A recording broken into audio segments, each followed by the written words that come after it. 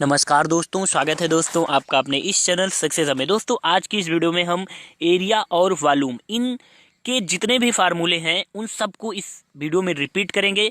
लगभग 20 फार्मूले हैं जो बहुत ही ज़्यादा इंपॉर्टेंट फार्मूले हैं, चाहे वो स्फेयर के वॉल्यूम का हो या इसके पृष्ठ क्षेत्रफल का हो या कोन का हो या सिलेंडर का हो, आगे सर्कल, जो भी इम्पोर्टेंट एरिया और वॉल्यूम के फार्मूले हैं और जो एग्ज़ाम्स में बहुत ही ज़्यादा पूछे जाते हैं, जो वनडे एग्ज़ाम्स होते हैं, गवर्नमेंट एग्ज़ाम्स लाइक रेलवे का एग्ज़ाम हुआ अगर या एसएससी का हुआ, तो उनमें बहुत ही ज़्यादा इनसे क्वेश्चन आते हैं। तो अगर ये फार्मूले आपको याद रहेंगे तो आप 100% क्वेश्चन को कर लेंगे। तो यहाँ पे इन सभी फार्मूलों को आप एक ही वीडियो में रिपीट कर लेंगे, तो अंत तक देखिएगा और वीडियो अच्छी लगेगी प्लीज़ इसको लाइक करिएगा और चैनल को सब्सक्राइब भी कर लीजिएगा। चलिए शुरू करते हैं। तो देखिए पहले है गोले का आयतन। गोले का आयतन, ये एक गोले का आकार बना हुआ है और ये गोला जो है वो 3D आकृति का होता है। ठीक है, ध्यान रखिएगा। गोला और वृत्त में अंतर ये होता है कि गोला जो होता है वो 3D होता है और जो सर्कल यानी वृत्त होता है वो 2D होता है। ठीक है, अब यहाँ पे देखिए ये गोला बना हुआ है। गोले का जो आयतन का सूत्र होता है वो 4/3 पाई आर क्यूब होता है। आपको ध्यान ये रखना है कि 4/3 होता है। शुरू में कितना होता है 4/3 और नीचे 3, तो इसलिए आर की पावर भी 3। 4/3 और पाई आर की पावर भी 3। तो देखिए यहाँ नीचे 3 है, यहाँ पावर में भी 3 है। तो ये ध्यान रखिएगा क्योंकि अक्सर ये होता है कि 4/3 पाई आर स्क्वायर हो जाता है, माइंड में याद रहता है क्योंकि उसका क्षेत्रफल का सर्कल का क्षेत्रफल पाई आर स्क्वायर होता है, तो वहाँ से माइंड में कुछ ऐसा हो जाता है कि यहाँ पे आर स्क्वायर होगा। तो इसलिए ध्यान रखिएगा कि जो गोला होता है उसका आयतन का फार्मूला जो होता है 4/3 पाई आर क्यूब, यानी नीचे 3 तो यहाँ आर में भी 3। अगला फार्मूला है शंकु का आयतन। देखिए ये शंकु है और नीचे देख लीजिए बेलन का आयतन। अब दोनों में एक रिलेशन है आयतन में, देखिए ध्यान से। तो पाई आर स्क्वायर एच किसका, सिलेंडर का, और पाई आर स्क्वायर एच किसका, कोन का। दोनों में पाई आर स्क्वायर एच है, पर शंकु में 1/3 है। क्यों है? क्योंकि अगर ये बेलन है आपका दिख रहा है जो, तो ये आपको बड़ा दिख रहा है। अब अगर आप इस बेलन से शंकु बनाएंगे तो 3 शंकु बन जाएंगे। कितने शंकु बनेंगे? 3। ऐसे एक ये बीच वाला, एक इधर वाला, एक इधर वाला, 3 शंकु बन जाएंगे। तो इसीलिए जो शंकु का आयतन हो जाता है वो किसी बेलन से माना जाता है कि मान लीजिए कटा है तो उसका 1/3 हो जाता है। अब इस बेलन का अगर आयतन 9 है तो इससे कटा हुआ ये शंकु, मान लीजिए कोई भी एक शंकु, उसका आयतन 3 हो जाएगा, क्योंकि 3 3 3 3 हो जाएंगे तो फिर जोड़ेंगे तो 9 आ जाएगा। तो इसीलिए जो है जो बेलन का आयतन होता है, सिलेंडर का आयतन होता है, वो पाई आर स्क्वायर एच होता है और जो शंकु का आयतन होता है वो उसका तिहाई यानी 1/3 पाई आर स्क्वायर एच होता है। बिल्कुल पाई आर स्क्वायर एच बिल्कुल मत भूलिएगा। जो शंकु होता है, कौन होता है, उसमें 1/3 हो जाता है। क्यों हो जाता है? क्योंकि आपने यहाँ पे देखा कि 3 शंकु कटते हैं एक बेलन से। कैसे करते हैं आपने वो भी देख लिया। तो आपको ध्यान रखना है एक फार्मूला की, जो बेलन यानी सिलेंडर का आयतन का फार्मूला होता है वो पाई आर स्क्वायर एच होता है, और फिर उसके बाद जो शंकु का हो जाता है वो उसका 1/3 यानी 1/3 आ जाता है शुरू में। बाकी पाई आर स्क्वायर एच बराबर होता है। ठीक है, तो ये इससे आपको ध्यान रहेगा। अब अगला देखिए घन का आयतन। ये एक घन का आकृति दी गई है। घन में क्या होता है, सभी भुजाएं बराबर होती हैं, लंबाई चौड़ाई ऊंचाई ए अगर हैं तो फिर इसका आयतन हो जाएगा a⁻3। ठीक है, a⁻3। अगर सभी लंबाई चौड़ाई ऊंचाई तीनों भुजाएं समान हैं तो वो घन यानी क्यूब कहलाएगा, और फिर उसका आयतन का फार्मूला ये हो जाएगा। अगर मान लीजिए कुछ क्यूब ऐसे क्यूब ना होकर के ये क्यूबिक है, मतलब ऐसे है, लंबाई चौड़ाई और ऊंचाई अलग अलग हैं, ऐसे ऐसे मान लीजिए बना है, ये एल है लंबाई, ये बी है, ऊंचाई एच है, मान लीजिए ये 3 है, ये 4 है, ये 5 है, ऐसे करके अलग अलग मतलब ऊंचाई लंबाई चौड़ाई है, तो फिर वो घन नहीं हो जाता, वो घनाभ होता है। ठीक है, तो यहाँ पे जो घन का होता है वो तीनों भुजाएं बराबर होती हैं और इसका आयतन का फार्मूला a⁻3 हो जाता है। इसको ध्यान रखिएगा। देखिए अगला है गोलार्ध का आयतन। गोलार्ध का आयतन मतलब क्या होता है कि जो आपका ये गोला है, ये तो गोला था, इसका आयतन आपने जाना था कि 4/3 पाई, अब यहाँ नीचे 3 है तो आर की पावर भी 3, ये अभी आपने सबसे पहले जाना था। अब गोलार्ध का मतलब ये है कि आधा गोला की ही बात चल रही है। ये देखिए ये आधा गोला है, इसके आयतन का जो फार्मूला हो जाएगा क्या होगा, तो जब गोले का आयतन होता है वो 4/3 पाई आर क्यूब होता है, 4/3 पाई आर क्यूब होता है, तो आधे गोले का आयतन इसमें 2 से भाग दे दीजिए, आधा हो जाएगा इसका, तो 2 से 2 कट जाएगा, 4 कट जाएगा, तो 2/3 पाई आर क्यूब। इसीलिए यहाँ पे आपको दिख रहा है कि गोलार्ध यानी आधे गोले का आयतन 2/3 पाई आर क्यूब होता है। ठीक है, तो ध्यान रखिएगा गोले का आयतन का आधा होता है गोलार्ध का आयतन, यानी 4/3 पाई आर क्यूब का आधा 2/3 पाई आर क्यूब। अब देखिए यहाँ पे घन का पृष्ठीय क्षेत्रफल। पृष्ठीय क्षेत्रफल का मतलब ये हो गया, ये घन है, ये घन है मान लीजिए, तो इसकी जो दीवार है ये चारों तरफ की, इसका क्षेत्रफल मान लीजिए, इसका क्षेत्रफल कुछ है, इसका क्षेत्रफल कुछ है, इसका क्षेत्रफल कुछ है, इन सब का क्षेत्रफल कुछ है। तो अब आपको इसका पूरे का क्षेत्रफल, घनाभ का पृष्ठीय क्षेत्रफल जो है वो कितना होगा, तो घनाभ का पृष्ठीय क्षेत्रफल 6a² होता है। ठीक है, ध्यान रखिएगा 6a² होता है।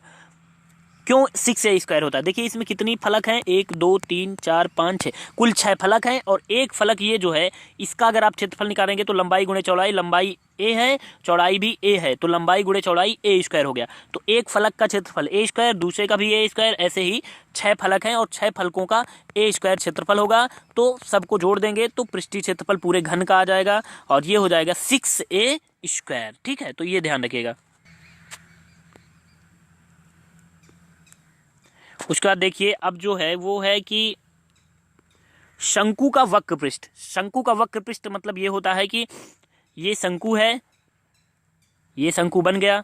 अब इसका वक्र पृष्ठ मतलब ये फिर वही बाहर की दीवार, यानी जो बाहर की परत होती है किसी भी आकृति की, उसी को उसका पृष्ठ कहते हैं। तो अब ये गोला है और इसका वक्र पृष्ठ, वक्र पृष्ठ का मतलब ये जो ये वाला वक्र भाग है, इसका पूरे का क्षेत्रफल, चारों तरफ की दीवार जो वक्र वाली है, तो वो हो जाती है pi are L. Pi are यल, यल क्या है देखिए मैं बता रहा हूँ, ये हो गया शंकु।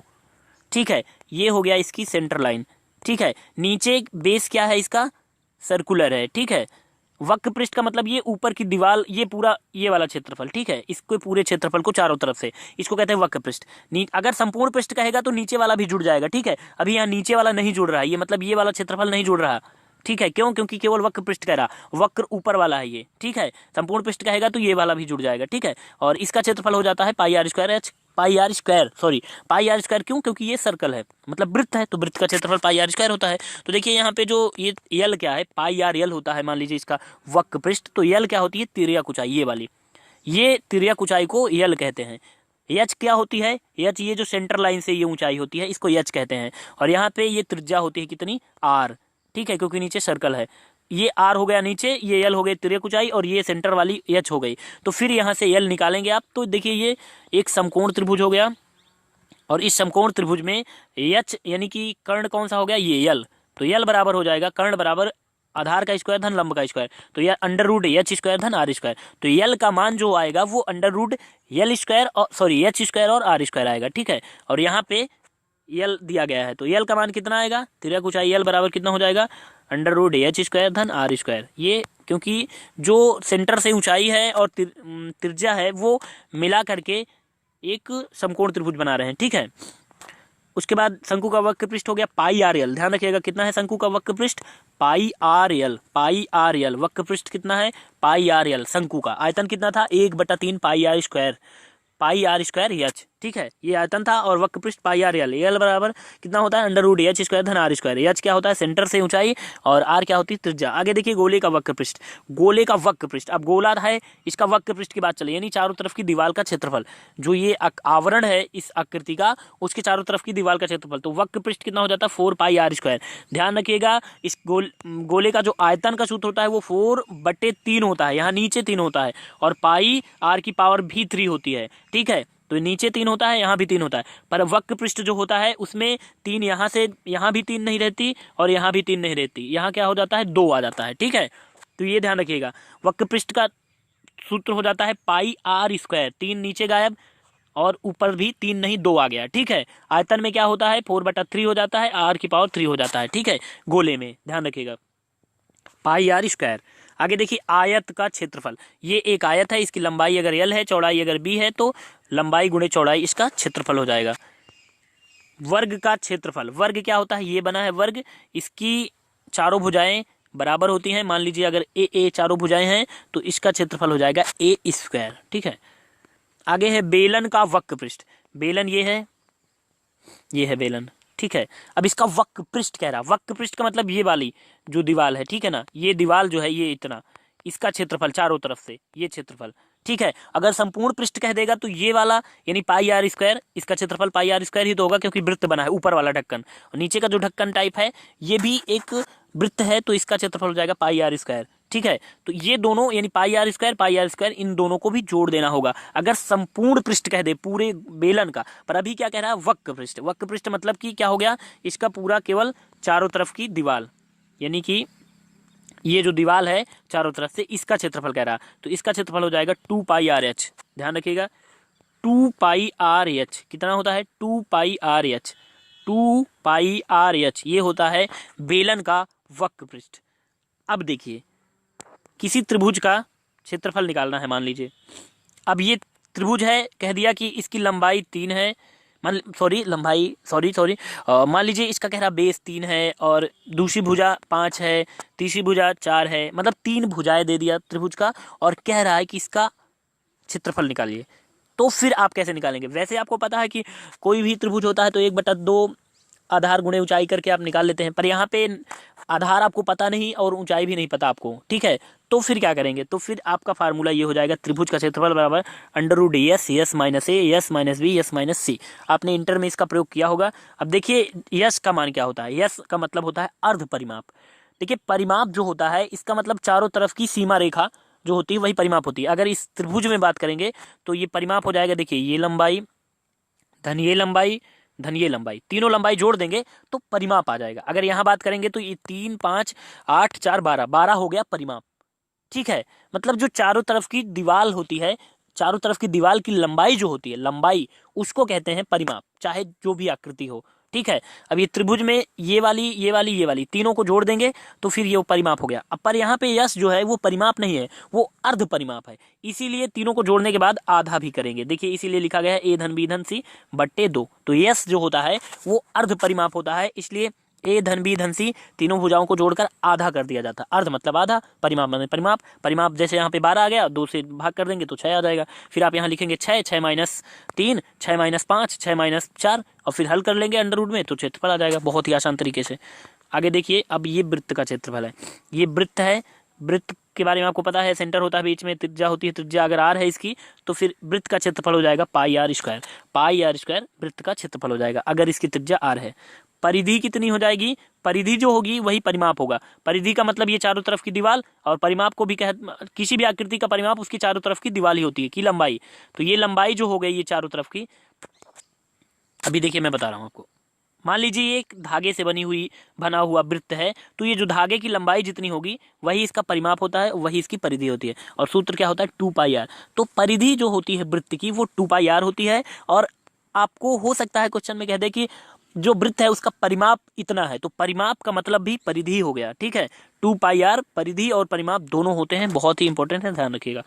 अब हम चलते हैं समांतर चतुर्भुज का क्षेत्रफल निकालते हैं। तो देखिए समांतर चतुर्भुज जो होता है उसका क्षेत्रफल होता है 1/2 एक भुजा गुणे दोनों भुजाओं के बीच की दूरी, ठीक है। अब अगर हम इसकी बात करेंगे तो मान लीजिए ये भुजा 5 है और बीच की दूरी इनकी 6 है, तो फिर क्या हो जाएगा 1/2 5 गुणे 6, ये हो जाएगा समांतर चतुर्भुज का क्षेत्रफल, ठीक है। तो एक भुजा और एक भुजाओं उन दोनों भुजाओं के बीच की दूरी जो उसके समांतर हो, ठीक है, उनके भुजाओं के बीच की दूरी और उसका आधा कर देंगे तो समांतर चतुर्भुज का क्षेत्रफल आ जाएगा। अब देखिए गोले का संपूर्ण पृष्ठ, अच्छा ये तो अभी हमने कर लिया 4 पाई आर स्क्वायर, गोले का संपूर्ण पृष्ठ। और आयतन कितना होता है 4/3 पाई आर क्यूब, ठीक है। अब देखिए त्रिभुज का क्षेत्रफल जो होता है, त्रिभुज का क्षेत्रफल, तो त्रिभुज का जो क्षेत्रफल होता है वो होता है 1/2 आधार गुणे ऊंचाई। 1/2 आधार गुणे ऊंचाई, आधार कुछ भी हो सकता है। देखिए अगर ऐसे आकृति बनी है तो ये आधार हो गया और इसकी ऊंचाई ये हो गई, अगर इसको आधार मान लेंगे तो इसकी ऊंचाई ये हो गई, ठीक है।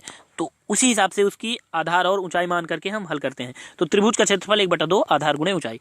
अब देखिए घनाभ, यानी घनाभ जो होता है उसकी लंबाई चौड़ाई, जो घन होता है उसकी लंबाई चौड़ाई सब बराबर होती है, पर अगर घनाभ है तो उसकी लंबाई चौड़ाई और ऊंचाई अलग अलग होती है। तो ये घनाभ टाइप का हो गया। देखिए ये मान लीजिए लंबाई एल है, चौड़ाई बी है, ऊंचाई एच है, अलग अलग है, तो ये घनाभ हो गया, घन नहीं है। अगर तीनों भुजाएं बराबर हैं, लंबाई चौड़ाई ऊंचाई, तो घन हो गया, अगर तीनों नहीं है तो फिर घनाभ हो गया। और फिर उस स्थिति में घनाभ का जो पृष्ठीय क्षेत्रफल हो जाएगा वो हो जाएगा 2 एल इंटू बी धन बी इंटू एच धन एच इंटू एल, मतलब कि 2 लंबाई गुणे चौड़ाई धन चौड़ाई गुणे ऊंचाई धन ऊंचाई गुणे लंबाई, ठीक है। अब हम चलते हैं आयत का परिमाप। आयत का परिमाप या आयत की परिधि बराबर 2 एल धन बी। क्यों, देखिए ये आयत हो गया। अब मान लीजिए इसकी लंबाई l है तो ये चौड़ाई b है, तो यह लंबाई इधर वाली बराबर होगी, तो l ये भी हो गया, ये भी हो गया। अब इसका परिमाप का मतलब क्या होता है कि चारों तरफ की जो उसकी जिस चीज से घिरा हुआ है उसकी लंबाई। तो देखिए एक ये है, ये इन चारों भुजाओं से घिरा हुआ है, तो चारों भुजाओं की लंबाई को जोड़ दीजिए तो परिमाप आ जाएगा। तो एक l 2l और एक b 2b। तो इसीलिए लिखा गया है कि 2l धन b, यानी 2l 2b। ठीक है, और परिमाप और परिधि बराबर हो जाती है। ठीक है, किसी भी चीज की परिधि और परिमाप बराबर होते हैं, वही चीज होती है। अब देखिए त्रिभुज का परिमाप। त्रिभुज का परिमाप जो होता है, अभी हमने जाना था कि त्रिभुज का परिमाप तीनों भुजाओं का योग, यानी a धन b धन c। अगर अर्ध परिमाप कह दे, यानी यस, जो अभी पीछे वाले फार्मूले में यस आया था वो अर्ध परिमाप था, तो यस बराबर जो हो जाएगा इसका आधा हो जाएगा। पर यहाँ पे यस की बात नहीं चल रही, यहाँ परिमाप कह रहा है। ठीक है, तो कितना हो जाएगा a धन b धन c, और यही परिधि भी हो जाएगी। आगे देखिए वर्ग का परिमाप। वर्ग का परिमाप 4a हो जाएगा। क्यों? क्योंकि देखिए इसकी ए चारों ए हैं भुजाएं, तो फिर चारों को जोड़ दीजिए, ए 4a, तो इसलिए 4a इसका परिमाप हो गया। अब देखिए कोण बराबर होता है चाप बटे त्रिज्या। कोण बराबर चाप बटा त्रिज्या। मान लीजिए एक सर्कल है, यहाँ पे ये केंद्र है, यहाँ पे कोण बन रहा है थीटा, और उसके बाद ये चाप जो है इसकी लंबाई मान लीजिए कुछ है l, तो इसकी जो त्रिज्या है वो r। तो इसमें जो रिलेशन हो जाएगा वो थीटा जो हो जाएगा, यानी कोण जो होगा वो चाप यानी l और त्रिज्या के बट्टे में डिवाइड कर दें तो फिर इसके रिलेशन होगा कि मतलब कोण बराबर चाप बट्टे त्रिज्या। कोण ये है, चाप बट्टा त्रिज्या, ये चाप हो गया बट्टे त्रिज्या, ये हो गया इसका फार्मूला। ठीक है, तो ये थे मोस्ट इंपॉर्टेंट फार्मूले जो कि आपके एग्जाम्स के लिए बहुत ही हेल्पफुल होंगे। तो दोस्तों इसको अच्छे से देखिए, सारे फार्मूलों को रिवाइज कर लीजिए अच्छे से, और वीडियो अच्छी लगी होगी 100%, तो इसलिए प्लीज़ इसको लाइक करिए, और फ्रेंड्स प्लीज़ इसको शेयर जरूर करिए जिससे इसका फ़ायदा और भी कैंडिडेट को हो, एंड चैनल को सब्सक्राइब भी कर लें। Thanks for watching this video. Thank you.